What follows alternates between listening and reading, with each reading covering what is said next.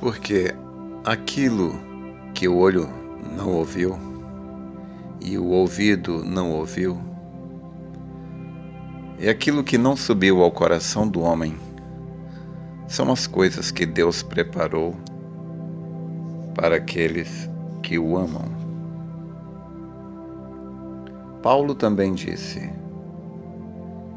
porque para mim tenho por certo que as aflições deste tempo presente não são para comparar com a glória que em nós há de ser revelada. Com essas escrituras do apóstolo São Paulo, nós abrimos a nossa meditação para esta manhã. Quero falar um pouco sobre o nosso prêmio. Eu quero falar um pouco sobre a nossa herança. Eu quero falar um pouco sobre aquilo que Deus reservou para aqueles que o amam.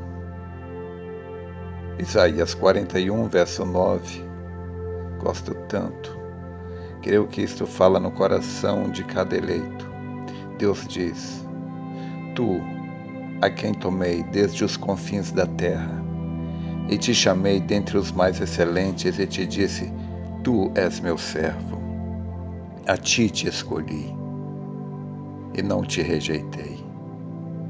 Não temas, porque eu te ajudo.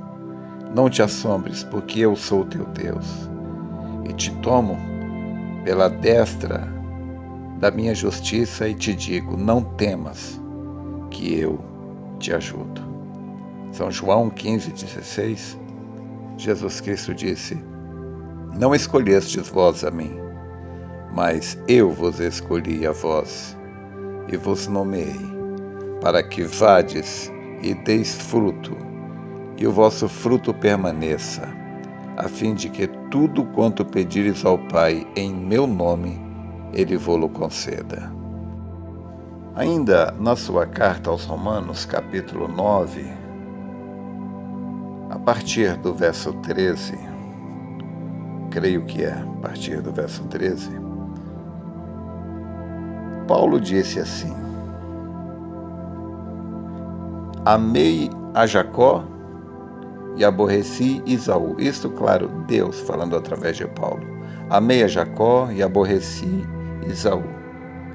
Que diremos, pois? Que há injustiça da parte de Deus? De maneira nenhuma. Porque Deus escolhe quem Ele quer e aborrece a quem Ele quer. Porque isto não depende de nenhum de nós, mas de Deus que escolhe. Então, a nossa salvação, a nossa eleição, como o apóstolo São Paulo nos mostra na sua carta aos Efésios, isso depende única e exclusivamente dele. Na mensagem Atos do Espírito Santo, o profeta nos fala a partir do parágrafo 30. O profeta nos fala que se você está nesta igreja, ele diz, não a igreja, o edifício, mas a igreja, que é aquele grupo que vai morar ali com ele, dentro dos muros da cidade. Olha, você deveria ser a pessoa mais feliz do mundo. Na mensagem Demonologia, o profeta no finalzinho ele diz assim, se Deus bateu na porta do seu coração, você deveria ser a pessoa mais feliz do mundo. Você não sabe com quantas pessoas eu já conversei. Então existem milhões de pessoas, milhões e milhões que ouviram o Evangelho. Mas eles não receberam um chamado de Deus. Eles receberam um aviso do que está por vir. Mas eu digo, se você está me ouvindo, se você está ouvindo essa reflexão, você é uma pessoa especial. Você não é uma pessoa comum. Você é uma pessoa, tirado dentre 1 milhão. Você é uma pessoa que consegue ver o que milhões de pessoas nunca conseguiram ver. Você é uma pessoa que sabe, tem consciência de algo especial que o mundo ignora completamente. A obra que está sendo feita agora na sua vida, na vida dos eleitos, o mundo está ignorando por completo. No Salmo capítulo 4, verso 3, o salmista diz assim, que o Senhor separou para si aquele que lhe é querido. Então, se você é uma pessoa separada por Deus, é porque você foi querido por Deus, amado por Deus. Então, não é questão que você é mais santo do que os outros. Tudo bem, tudo bem. O cristão é um povo zeloso e de boas obras, sem dúvida alguma. O cristão, ele não tem apenas reputação, ele tem também caráter, claro. Mas ele entende com clareza Romanos 4, que diz assim, que aquele que não praticou as boas obras, ou seja, aquele que não é perfeito, mas crê naquele que justifica o ímpio, a sua fé lhe é imputada como justiça. Ou seja, Deus viu antes da fundação do mundo que algumas pessoas amariam o seu perdão, a sua graça, misericórdia, porque antes que Deus criasse o mundo aqui, Deus viu o que o diabo faria, o dano que ele causaria. Então Deus já sabia como que ele iria reverter esse dano. Se não houvesse remédio para o mal que Lúcifer iria causar, Deus nem sequer teria criado Lúcifer. Mas ele permitiu todas as coisas porque ele tinha a solução, ele tinha um remédio.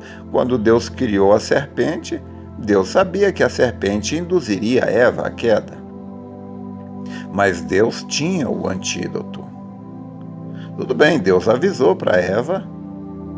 Eva pecou tendo sido avisada. Mas mesmo assim, Deus sabia que milhões de cristãos, milhões de pessoas desejariam a salvação, desejariam o conserto do seu erro, o perdão do seu pecado. E Deus sacrificou o Cordeiro antes da fundação do mundo. Então, você veja que o Cordeiro de Deus foi sacrificado antes da fundação do mundo. É claro que isto só tomou lugar, forma física, no mundo físico, há 2000 anos atrás. Mas isso já havia sido definido, decidido na mente de Deus. E aquilo que Deus definiu, decidiu em sua mente, aquilo, mesmo que tenha sido antes da fundação do mundo, aquilo é definitivo, é certeiro. Deus não aprende nada, Deus nunca erra, não há nada que ele não saiba, não há nada que ele aprenda, porque ele sempre soube tudo.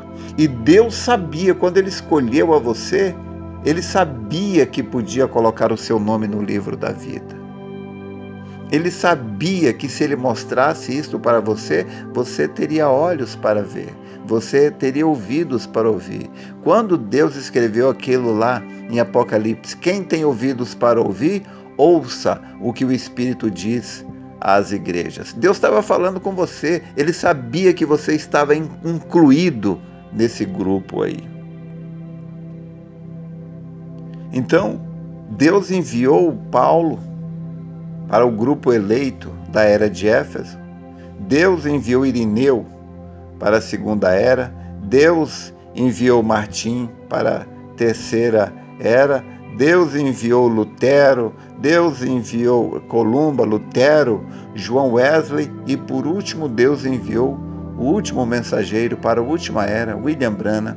para esta sétima era, a era de Laodiceia, porque Deus sabia que haveria um grupo aqui que creria na verdade. Neste grupo está incluído eu e está incluído você. Agora, o que precisamos é ter consciência de quem nós somos, a quem nós representamos, o valor que nós temos diante de Deus. O valor que nós temos é tão grande que Jesus Cristo deu tudo o que Ele tinha por mim e por você. Ele deu a própria vida. Ele valorizou mais a nós do que a sua própria vida. E Ele morreu para que tivéssemos vida. Ele foi ao inferno para que pudéssemos ir ao céu. Então agora nenhuma condenação há para os que estão em Cristo Jesus, que não andam mais segundo a carne, mas segundo o Espírito. Essa é a minha história, essa é a sua história. Nós estamos passando aqui pela terra e provando, mostrando para este mundo contaminado que é possível vencer, é possível ser salvo, mesmo nesta era corrompida, é possível honrar e servir a Deus. Porque o apóstolo São Paulo, na sua primeira carta aos Coríntios, capítulo 10, 13, ele disse que Deus é fiel e Ele não permite que nenhuma luta venha acima da nossa capacidade. Então, toda luta que vem, nós temos capacidade de vencer. E nós vamos vencer. Nós vamos vencer. Você vai vencer. Você já está vencendo. Deus já viu isso antes da fundação do mundo. Ele viu que você venceria. Ele confiou em você. Por isso Ele te enviou essa mensagem. Ele sabia que você creria. Ele colocou o seu nome no livro da vida. Ele sabia que você honraria, valorizaria isso. Deus não se enganou quando te amou. Deus não se enganou quando te escolheu. O profeta disse: você é uma pessoa especial. Reconheça quem você é. E Deus dará aquilo que você necessita. Espero ter te ajudado. Deus te abençoe.